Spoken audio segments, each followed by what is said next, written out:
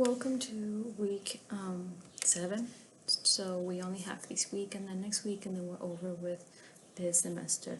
So what you have to do this week is first you're going to do the warm-up, which is page 1 from your workbook 16.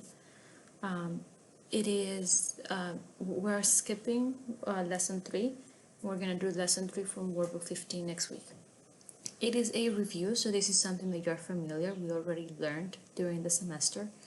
And we're going to be talking specifically about exponents and roots. So what does it mean when you have a number to the power of 2, power of 3, and then doing the inverse operation, which is square rooting or cube rooting. So I split this into parts. The first one is finding squares and square roots.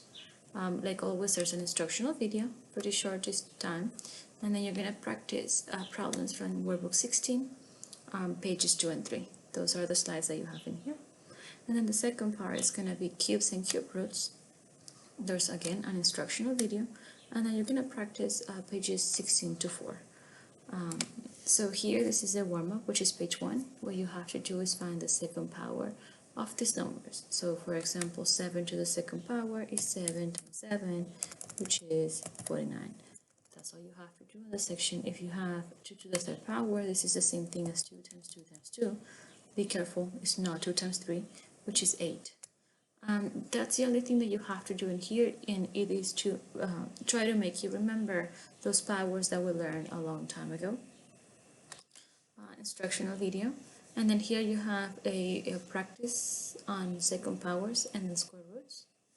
More practice on second powers, finding the value of square roots, approximating that on the number line. And more practice. And then a little bit of practice. This is page 3. And then here you have another video for cube and cube roots, and then you have 2 slides of practice.